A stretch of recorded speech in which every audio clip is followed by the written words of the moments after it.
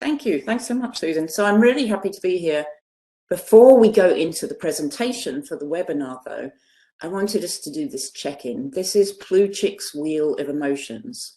And Robert Plutchik was a psychologist that worked back in the 70s, I think. And he developed this little check-in tool for people to be able to just evaluate how they're feeling in the moment. There is evidence showing that we are increasing the occurrence of something called alexithymia, which is the inability to describe how we're feeling or our emotions in words. And one of the things that I encourage project managers to do is to pause several times a day and just do a check-in to see how you're feeling. And one of the reasons for that is we are always switching from one thing to something else to something else. We're going from meetings to other meetings. We're working on presentations. We're analyzing the state of the project, and we jump from one thing to another. And very often the interactions we have with people, whether that be by email or chat or any of the tools that we're using these days in order to stay connected, we carry some of those emotions forward with us. So if you've ever had that experience before we were all locked down, where you would be at work during the day and you would come home and it would just be as though everything was as annoying as it could possibly be, and you would want to kick the cat and shout at the kids, and you couldn't really explain why. It's because we're carrying emotions across from one set of experiences to the next. So the first thing that we can do is actually pause and just evaluate, how are we feeling right now? So I am going to stop talking for a moment. You can share or not share. This is a check-in for you, so don't feel like you have to put your answer in the chat. But if you want to, that's great as well. Make a note of it though. So note down what emotions you identify now. Be open to the possibility of multiple emotions and conflicting emotions, because we don't usually show up one emotion at a time. So I will stop talking, give you a moment to think about, how are you feeling right now?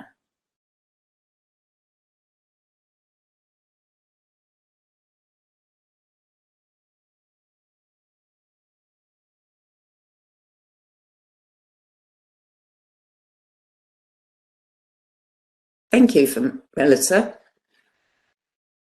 So of course, you probably can tell, oh, thank you, people are putting stuff in the Q&A, I love it. So you can probably tell this isn't every emotion that we could possibly identify. This is kind of a starting point. He was looking at it from the sort of 8 blocks of emotions and then the crossover emotions that we feel.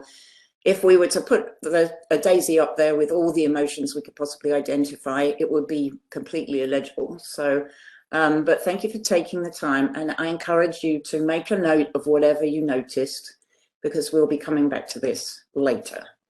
So what are we talking about today? We are talking about motivation, and I did not expect that slide. We're talking about motivation that is coming from a combination of character strengths. So I work with the character strengths from VIA Institute on Character, and I previously did some presentations on those for the Great IT Professional a year or so ago. And what I've been finding is that when people really engage and understand their character strengths, they feel more energized and they feel more engaged in what they're doing. But often there's this question of, where should I focus my attention? And when I was writing my book and doing the research for the book, several strengths popped up as being very effective at helping us to engage as project managers and help us to engage as leaders of other people by connecting with what was most important to the people around us. And so what I found was that the strengths of hope, bravery, and curiosity were really, really helpful and really misunderstood very often. And so we weren't necessarily understanding how they could help us in terms of being good project managers. Also, though, there's whatever strengths, there are 24 character strengths that are evidence-based and researched.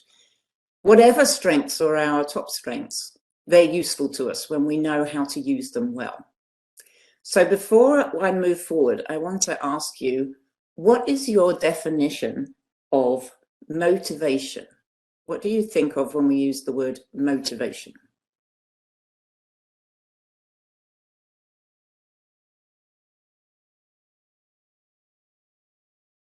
Positive outcomes. Thank you for that. I'd love to know more about that. How does positive outcomes relate? I'm just going to make the chat a bit bigger because I can't see all the chats at the moment.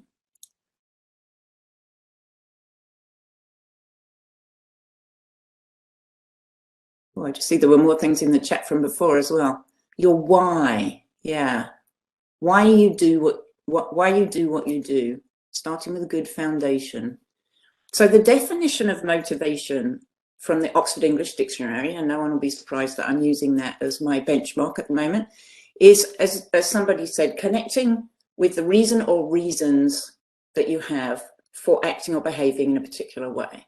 So getting to those underlying ideas and beliefs and drivers that make you want to take steps and be active in what you're doing.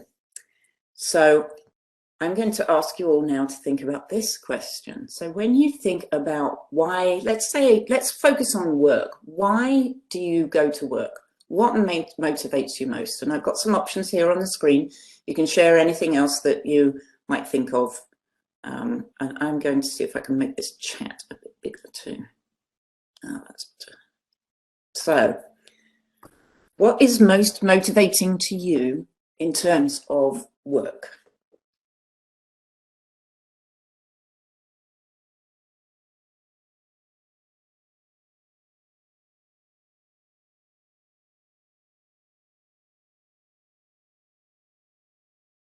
You need to have confidence to have motivation. The opportunity to learn new things, supporting my family, enjoy getting important things done, ties to a sense of accomplishment.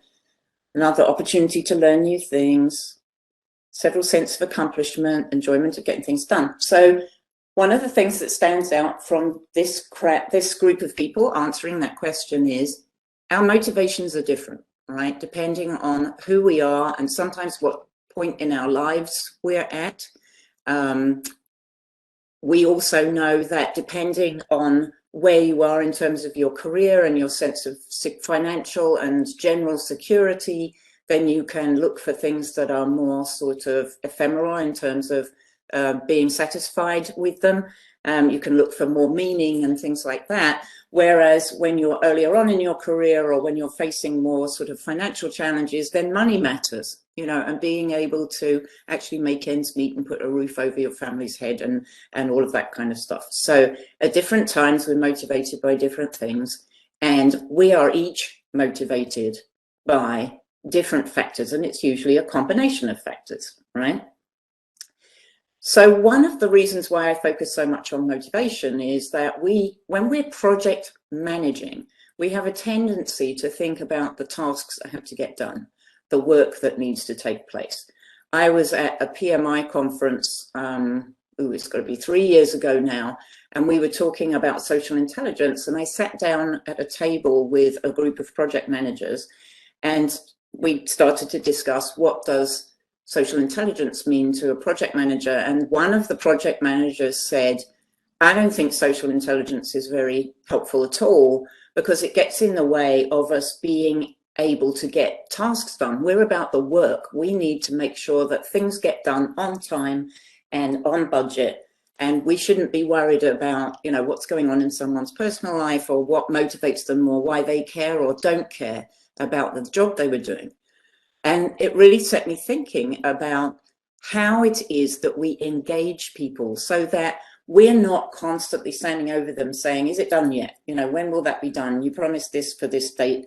We're waiting for it and all of this. You want people to have that sense of motivation and connection to what they're doing so that they can drive forward on their own. Several people mentioned about motivation being an idea that drives you to do something, or, you know, feeling confident and starting with a good foundation, but it drives you forward. We want people to feel that sense of emotion.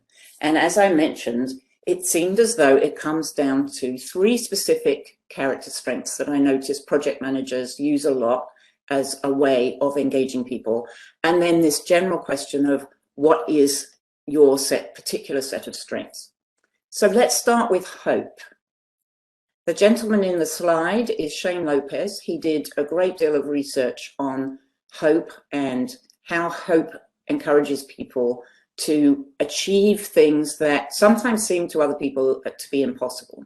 So he wrote a book called Making Hope Happen, and there's actually a companion book by one of his colleagues, which is like a workbook that's called Making Hope Happen as well. It talks about how you can engage and increase your level of hope. This is actually the book here. So this is the workbook by his colleague Rick Snyder and a partner. But so being hopeful is the belief that the future will be better than the present. But it's not just about crossing your fingers and hoping that things will be okay. It's not just about saying, I'm sure tomorrow will be better than today. It is also about deciding what steps we can take to make it more likely that we get the outcome we're looking for. So it is this combination of a vision of the future and a belief that we can make a difference as to whether that future comes about. Pretty important on projects to have that sense that what we're doing is possible, that we can take steps. And even from a planning point of view, hope is really important because it is that combination of we've now got this project goal and we need to be able to believe that we can identify the steps that we need to take in order to achieve the goal. And so that is hope in action. So let's try this out for you on a personal level. Let's engage some hope for you. So what is something that you visualize in your future? Something that you visualize about who you're going to be, where you're going to be, how you're going to be, something that you imagine for yourself or your family in the future. And make a note of that.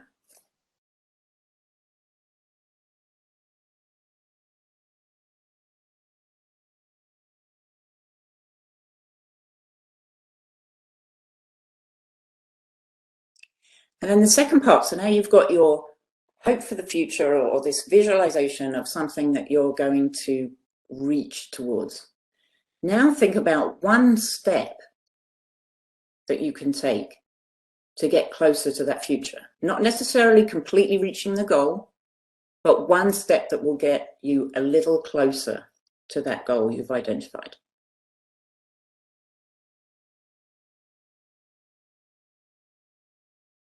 And I do encourage you to write these things down or to make a note of them somewhere, because again, we're going to take a look at them at the end and put everything together. So we've got the thing that you visualize, we've got the step, one step that will move you incrementally closer to that future. And there's a great book by James Clear called Atomic Habits that goes into doing things in small incremental steps. I always have a book available for all of these topics, but yeah, so Atomic Habits by James Clear is a really good book about how by making small changes, you can achieve big changes overall. And so now think about that step you identified. When will you do it? When will you take that step? When will you make that call? When will you look up that piece of information that you need, whatever it might be?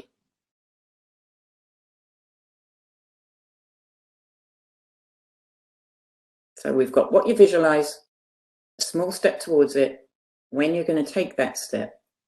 Now, how do you feel? And if you're comfortable putting in the chat a word or two that describes how you feel, that would be great.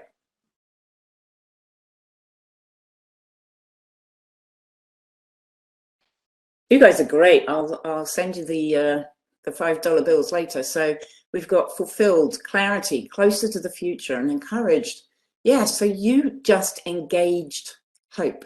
That's what you did. You made hope happen.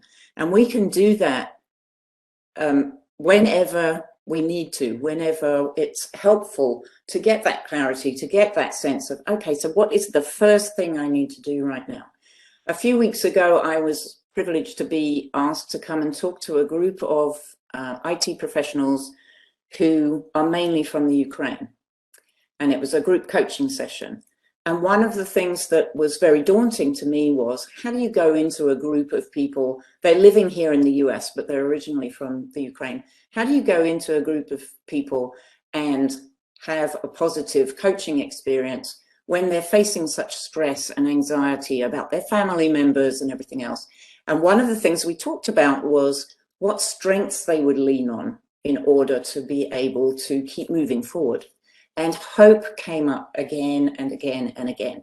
And the idea of visualizing this better outcome and then thinking about what is something you could do to make it more likely actually made them feel slightly, very slightly better, that there's something they could do. And that was everything from posting information on social media so that people are more educated about what's really happening over in the Ukraine.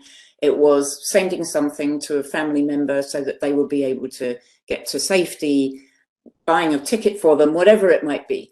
And so this idea of engaging hope and taking a small step is very often all that you need in order to feel just a little bit better about a difficult situation. So it's really good in adverse situations to be able to do this. So the second piece is to be strong. So we've been hopeful, now we're going to be strong. So strengths come in many forms. We've got those kind of natural talents, the things we seem to be able to turn our hand to, and we're just right off the bat, we're pretty decent at it. We have skills, which is where we've taken talents and we've honed them by training and practicing and really refining the way that we engage those strengths and building on them and making them better. We have passions, the things that we feel really strongly about and will argue into the night about, and so on. And then we have character strengths. So character strengths are these 24 strengths that have been, as I say, have been researched. The research started back in the early 2000s, and it's been established that there are 24 character strengths that are recognized all around the world, regardless of religion, geography, gender, whatever it might be, culture. All of these character strengths are recognized all over the world. And one of the reasons why there's 24 and not 25 or 26 is because these are the ones that are universally recognized. They aren't things that just apply in particular cultures. So for example, we talked about being motivated by a sense of accomplishment. That is a particularly Western concept, to feel that sense of satisfaction at getting things done or accomplishing something that's a challenge.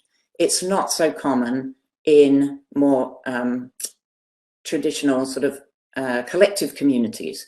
People are more likely to be drawn towards working with others and having a result as a team when they're in a more collective community. So accomplishment did not make it as one of the strengths, you know, being able to accomplish things, or ambition, those kind of things didn't make it, because not every country, not every religion, not every person on the planet recognizes that as being something admirable and positive and, you know, that we want to cultivate.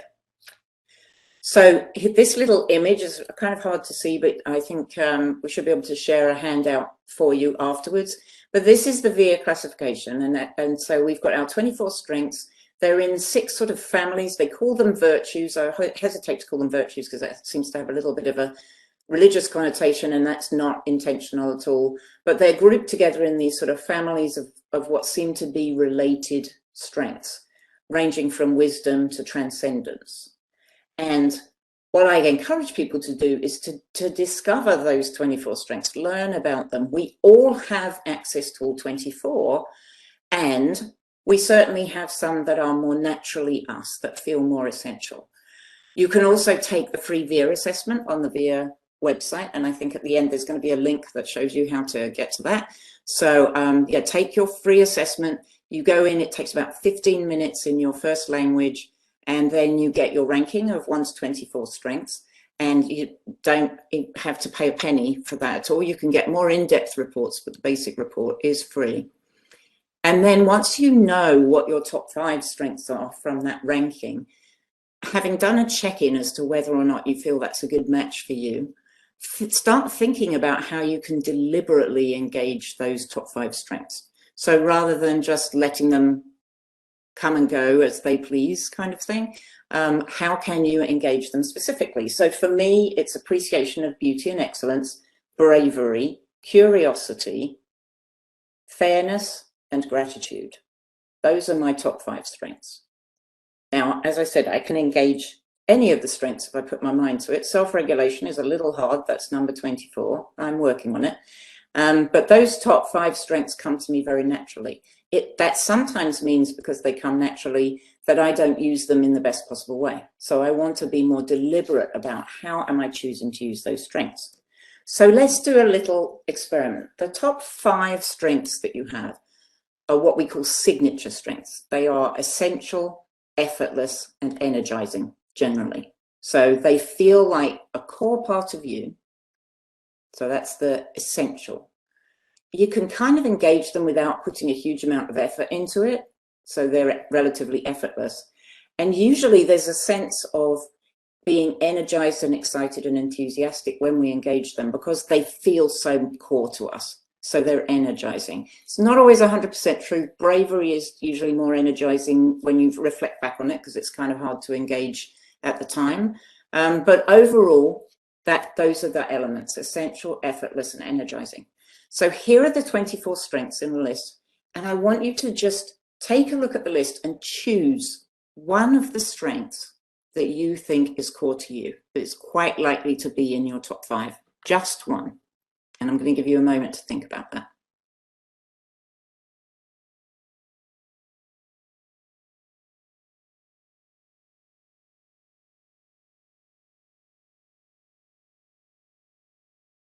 So hopefully everyone's chosen one of the strengths to focus on. And the next thing I want you to do is, having chosen that strength, think about how you engage it today. How do you use that strength day in, day out? How does it show up for you? What does it feel like when you use that strength? And it can be any of the ones on the list. And you can go back and do this again later for other strengths as well, but just pick one for now.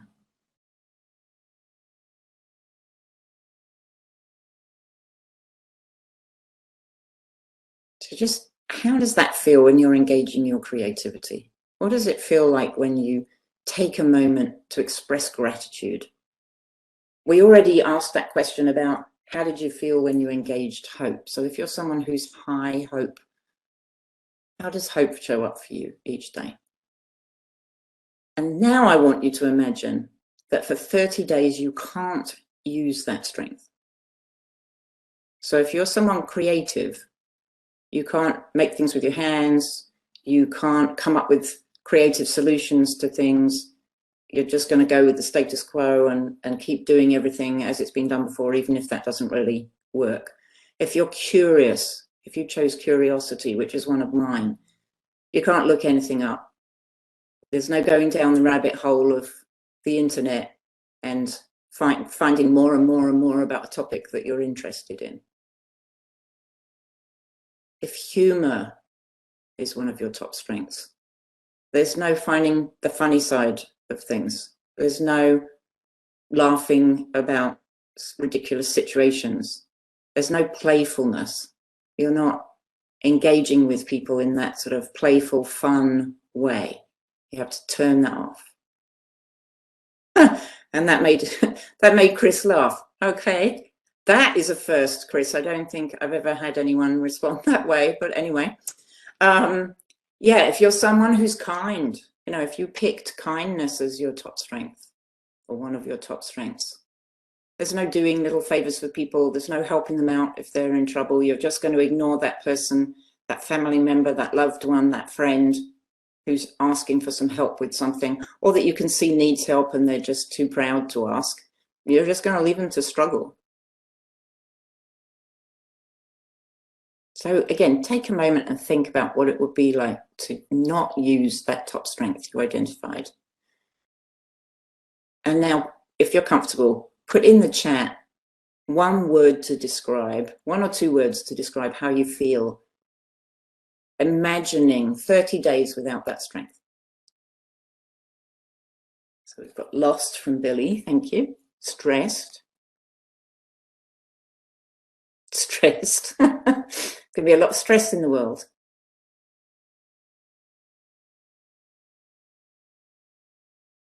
So Chris, it's interesting that you say that about feeling curious, and I know you're the humor person here, but one of the things that sometimes we've got immobilized and defeated, one of the things that comes up sometimes is that people realize that they are actually overusing a strength. So for example, I had someone in a group coaching where we did this exercise, and their top strength was kindness. And when she thought about taking 30 days off from being kind, she was actually excited because she's someone who takes care of a relative who is having some health issues. She also is the kind of person who always provides the aspirin at work when people have got headaches, and she will help people out if they're struggling with something. And she said, you know what, 30 days of not doing that would probably do me the world of good because I'm exhausted.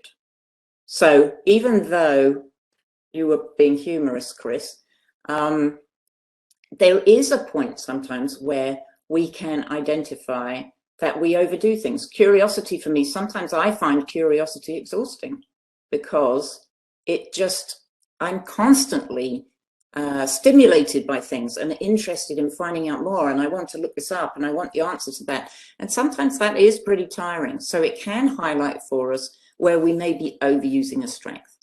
But the point of this exercise is really to think about, if you express something like feeling defeated or immobilized or stressed or lost at the idea of not being able to engage that top strength, imagine what it's like for people in the workplace who feel that their strengths are not appreciated. We're focusing on character strengths, but it could be any kind of strength. So for example, I had in a team of 110 people, I had one person who was high in humor. And until we identified that this was one of the challenges that he and the team were having, he felt kind of like an alien because he would be being playful and other people would take him seriously, and then there'd be a falling out because they didn't realize that he was joking. And then when it became clear that his top strength was humor, he tended to come at things with this sort of jokey attitude, like feeling curious about letting go of curiosity. He wanted that playfulness, and he wasn't really feeling like he fit into the team. And the team made adjustments, he made adjustments, and we were able to incorporate humor and playfulness and other ways of being playful into the team that was more acceptable than some of his joking. So it can be really beneficial to identify what's on the team that maybe is not so common. Because again, going back to our original premise, these are things that motivate people. Being able to enjoy some humor at work, being able to engage hope, being able to be kind. These are things that motivate people to be engaged and positive at work. And so if they're having to dial back some of those strengths because those strengths don't feel welcome, then they're not going to feel as motivated. So we want to be able to make space for people to use their character strengths to best effect. And we also know that when people are using their character strengths, their top strengths, they're likely to be more engaged. They're more likely to see their job as a calling. And there's even some research that was done on cleaners in hospitals, and the cleaners that felt that they were, of housekeeping staff, that felt that they were engaging their strengths in helping to take care of the patient, felt that this was a really important job. And the people who were just not really encouraged to sort of interact with the patient and things like that, they felt as though they were just showing up and, earning a buck or two, and it was pretty horrible work for not much money. And so they had a very different experience of the very same job. So far we've been hopeful. We've tested out what it's like to be with and without an important strength in our life. Now we're going to focus on that specific strength of bravery. So the definition that most people use is that it's this feeling or showing mental or moral strength, standing up to things, taking on challenge, facing fear. the thing that people often miss is that it is this combination of feeling uncomfortable and doing it anyway. And that bravery, we often look at people and think they're brave because they seem to show no nerves, no discomfort, no uncertainty about what they're doing. And that whether or not they're feeling uncertainty and they're showing something else is a different question. But the lack of feeling uncertain and unsure it actually means that it no longer really is bravery, because there needs to be some uncertainty that you overcome in order for it to be a brave thing. So now what I want you to do is think about a time that you were afraid, nervous, anxious. It could be that you were worried about giving a presentation. It might be that you were traveling somewhere that you were uncertain about. It could be any number of things, personal or professional. But I want you to think about something that made you uncomfortable and you did it anyway. And then in 1 or 2 words, describe how you felt when you had accomplished that thing.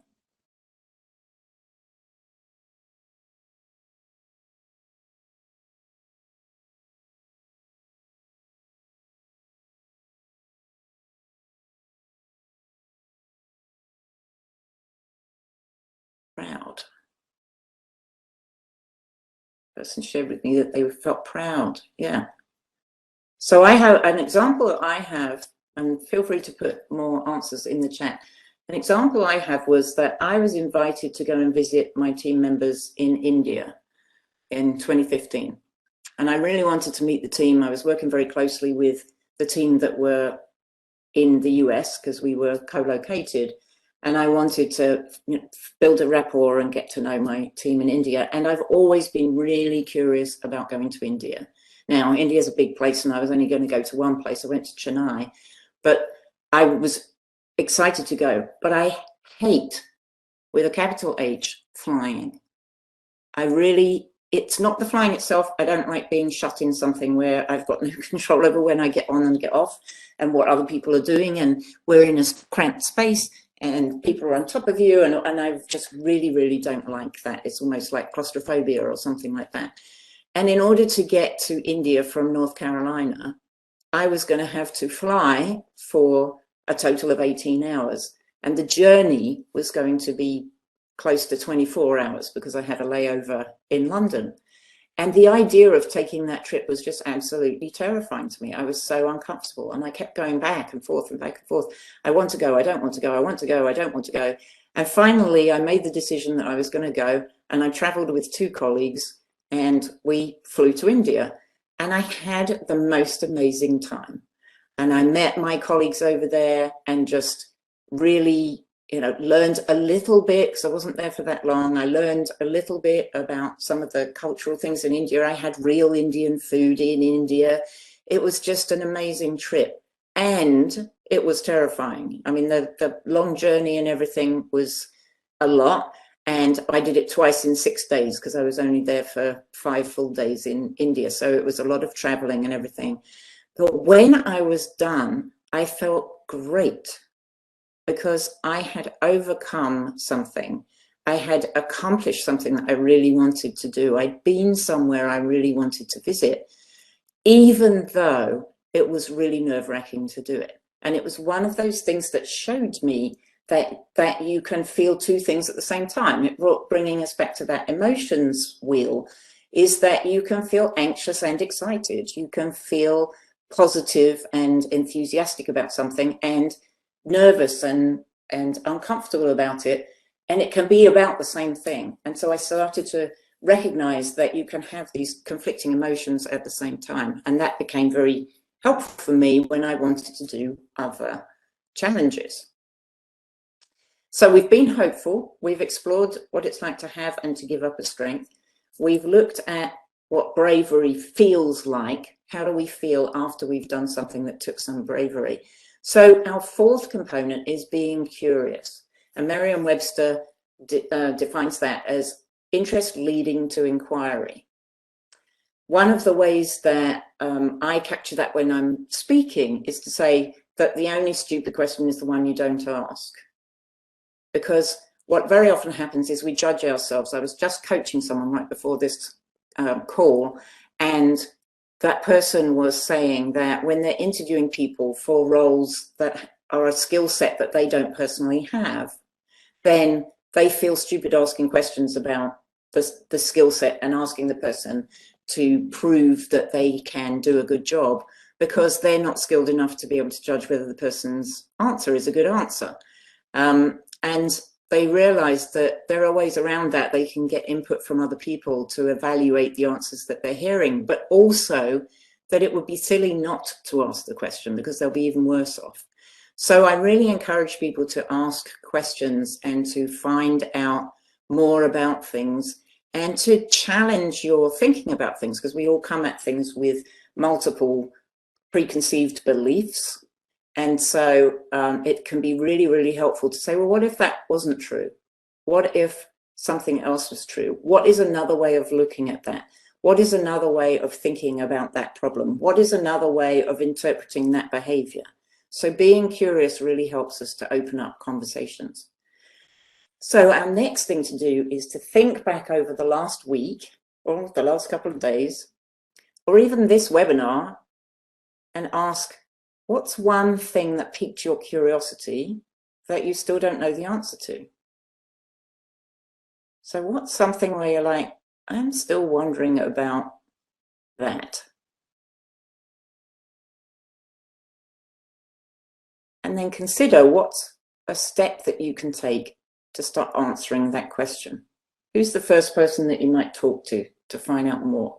Where might you look for an answer to that question? Who do you want to go back to and say, you know, I didn't quite understand what you were saying to me the other day. Explain some more. So if you're comfortable, I'd love to see what some of the questions are that you want answers to. And who knows, maybe there'll be someone in the room that can answer some of those questions. So what's a question that you still want an answer to that you can follow up on?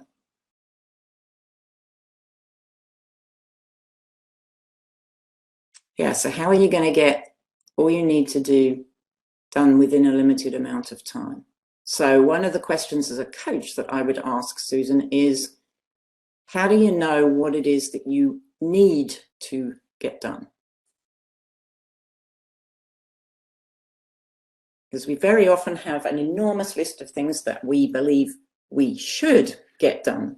But what is it that you actually need to get done? That there'll be some negative consequence if you don't do it.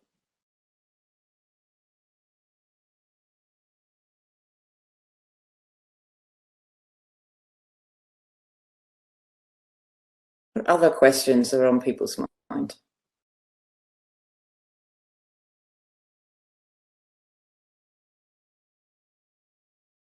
Another thing you can try, Susan, is talking to yourself in the third person. So there's some studies that show that when we talk to ourselves in the third person, it's more like we're talking to a friend.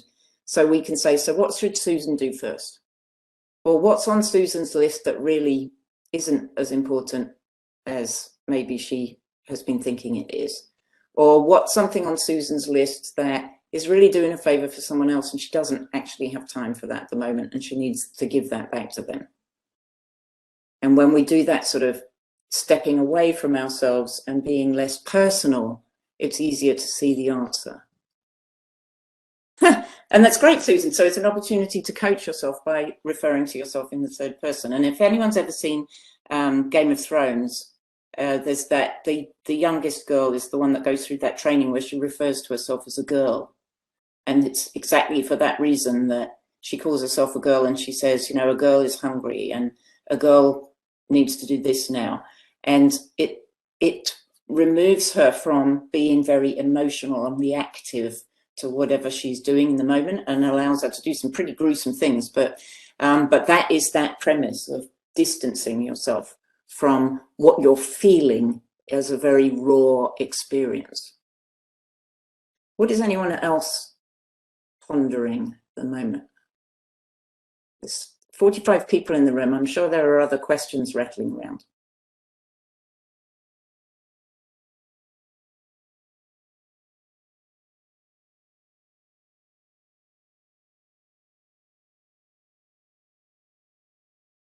Okay, so you should have quite a collection at this point. Why can't I say no without feeling bad? Great question. And what does anyone else feel? Because it's a very common thing, right? Is that it's hard to say no to people. So what are some answers that other people have in mind for that question? And how do you tackle it?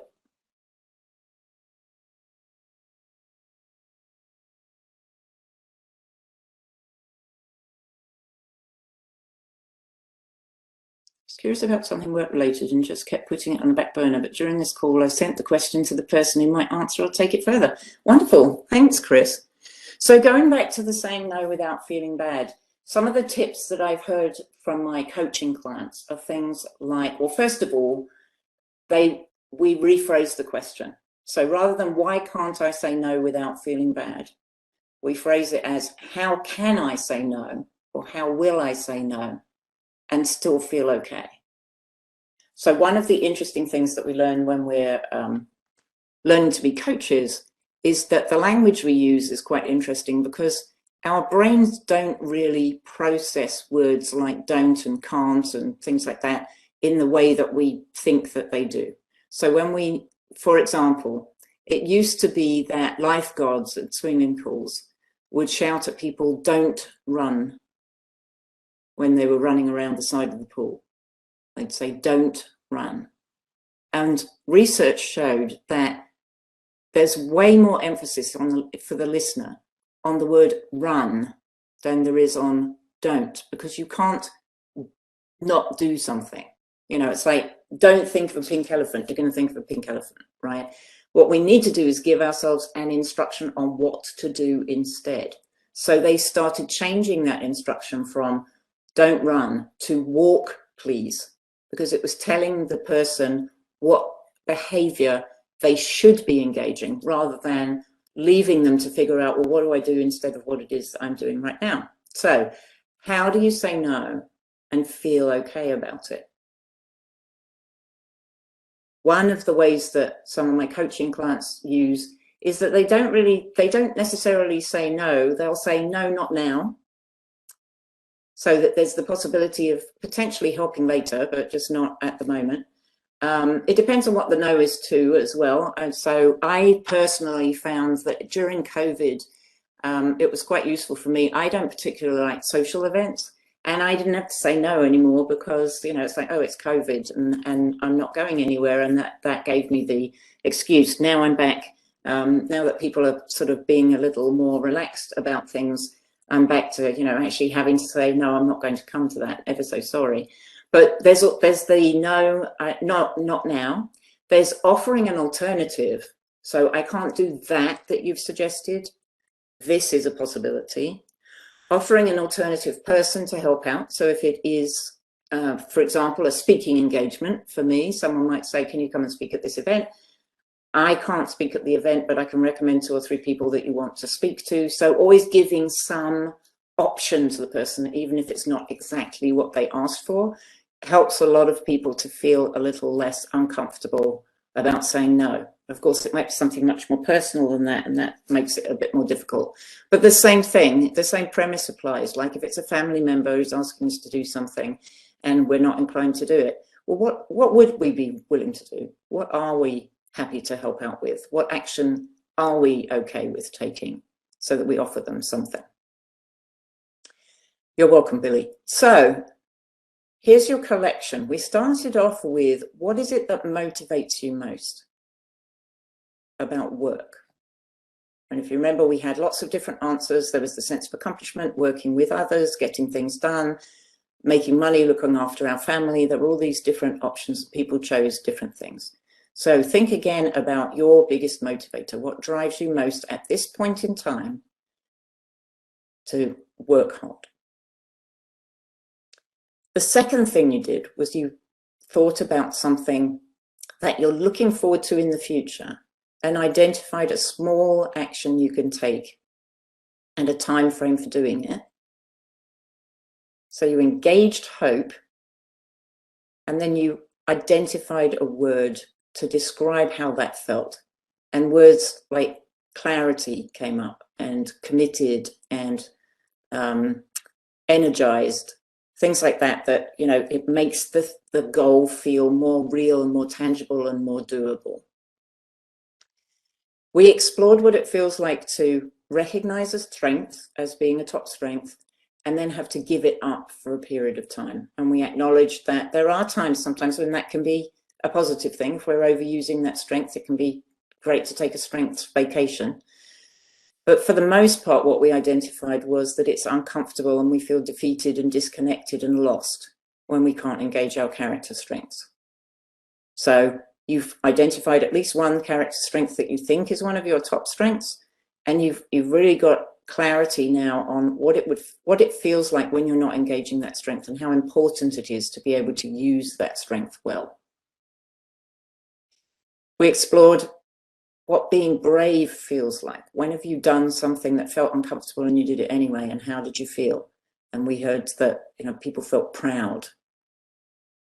They feel excited and they feel energized by having accomplished something that's difficult and takes some effort and some energy. We've thought about something you've been curious about, but that, you know, maybe you didn't take action. Like Chris, you left it on the back burner and now you can take some action to answer that question. So engaging your curiosity, following up on something that piqued your interest. And all of these, that hope, being willing to engage strengths and make space for other people's strengths, being brave, being willing to do things even when they're uncomfortable. So that could be an uncomfortable conversation with someone at work. It could be raising a problem early on in a project and saying, we really need to tackle this. We've identified this risk and we need to do something to mitigate it, rather than just sitting on it because it feels like people are not going to want to hear. And being curious when we ask more questions of people, when we challenge some of the things that we believe, when we ask questions of what are other ways of looking at this? What might that behavior be telling me other than my first assumption? Then we get to work more closely with people, and we're more likely to engage them at their level of motivation, whatever that motivation might be. So all of these help us to be great project leaders. They also help us to make projects more successful, because we're engaging the whole person and getting our team members and stakeholders and everybody to actually engage their best qualities to bring out the best outcome in a project. So I'm going to set you a challenge. We've been talking about your character strengths and how you can engage hope and curiosity and bravery. I'm going to set a challenge for you over the next 7 days to spot strengths in other people and make a note of what happens. So this is a 7-day challenge. And what you're going to do is you're going to see, S-E-A, you're going to see strengths. So that entails noticing some behavior in the person that makes you think of one of those strengths. And you're going to want to have the list of strengths so that you can sort of prompt yourself and prime yourself. But it could be in a meeting. How is that person presenting themselves? What behavior are they showing? What are they saying? How are they supporting people? And what strength does that make you think of? And you only have to identify one strength for one person. So what behavior did you see when that person said, I know that you've got way too much on your plate at the moment. I'll come and help you with these 2 tasks so that we can spread the load a bit. Maybe that feels like kindness or teamwork or fairness. And you want to then go and say to that person, I saw this behavior and it made me think about how kind you are, or how important teamwork is for you, or what a leader you are, or whatever it is that you identify that behavior as being. And then why do you appreciate that? So not just explaining the behavior you saw, which means that they can then repeat it. It's the classic how to give feedback, right? Is we give specific feedback so that people can repeat the things that are positive and avoid the things that are not so attractive. And then why does that matter that they behaved in that way? So I saw your kindness when you helped this person out, and that really took some pressure off for them, which is important because they've got so many other things we need them to get done. Or I really appreciated your leadership in pulling those people together and getting them discussing that problem, because it meant that we got to a solution more quickly than if you hadn't done that. So why did you appreciate it? So for the next 7 days, one person, one strength per day, you're going to look out for the behavior. You're going to explain to that person, whether it be by email or in person. It could be someone at home, doesn't have to be someone at work. Could be family member, a friend. It could be the person who's the checkout clerk in the grocery store. If you see some behavior that you go, oh, that seems like this strength, you're going to explain what you saw and you're going to tell them why you appreciate it. And it's going to take some bravery to do that, because we often wonder if we're going to get it wrong. The beauty is that we all have all 24 strengths. And in years of doing this myself now, I've never had anyone say, what do you mean you think I'm kind? I don't want people thinking I'm kind, or I'm not a kind person. I don't want to be a kind person. They're not going to do that. What the responses you get are usually one of three. The first is, oh, yeah, I like to think of myself as being that. I try to be kind as much as I can be. I don't know why I'm hyper-focused on kind at the moment, but I try to be kind, or I try to be hopeful as much as possible. The second possibility is that they say, that isn't something that people say about me very often. So that actually makes them feel pretty good, which probably means it is one of their lower strengths, and maybe it isn't one that they bring to the fore as much. So then they get a boost from you seeing something different in them than maybe other people tend to notice.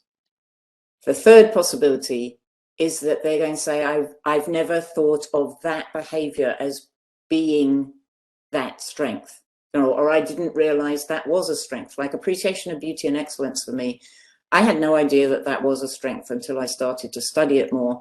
And more people I know are making that same discovery, that being able to look at a beautiful sunset and just be in awe of it is not something that everyone experiences. It's not a strength that everyone has, and that it's a really amazing strength to have.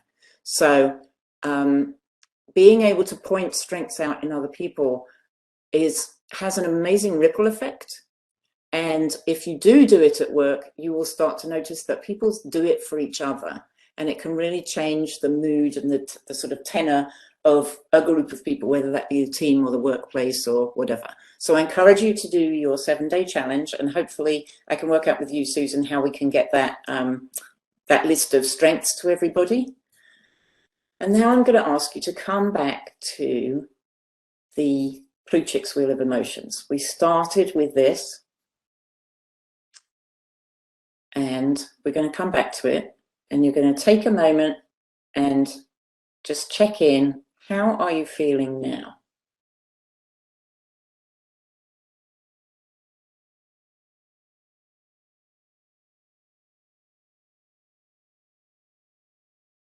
Thank you. Someone's put joy in the chat. That's wonderful. Anticipation.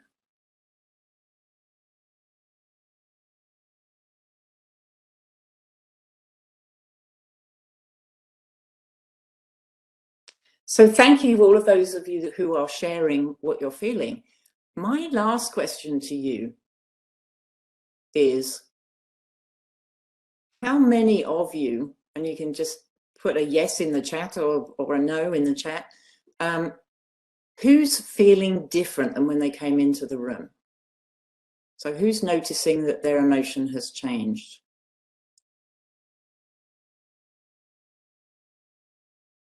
Wonderful. So the reason we do this check-in is it's a great reminder that emotions come and go. Moved from further to the center of the wheel, from interest to anticipation. Cool. So thank you for that. We didn't actually work on emotions. We did some strengths work. We explored different character strengths. We explored what it's like to have a strength or not have a strength. But we didn't actually do anything about those emotions you first identified. So it's not like at the beginning we said, you know, identify how you're feeling, and now we're going to specifically work on changing that. We just made a note of it and moved on. And an hour later, many of you are saying that you're feeling different than you did at the beginning. And so this is a reminder that our emotions do come and go, whatever we do with them. We don't have to get attached to them or overly analyze them or focus on them too much. That the best thing we can do actually is to get focused on something else, get immersed in something, get really intrigued by something, and our emotions will take care of themselves and they will move on, just like, you know, buses in a bus station. They will come and go. So that is why we do this emotions check-in, because I work with a lot of people who suffer from anxiety and stress and burnout, and it's really helpful for people to be reminded that they don't have to get tied up in whatever they're feeling. They can just observe it and keep going, and it will come and go all by itself. That's actually the end of my presentation, so I'll hand it back to Susan. Thank you, Ruth, so much for being with us today. Thank you. Thanks, Susan, for having me.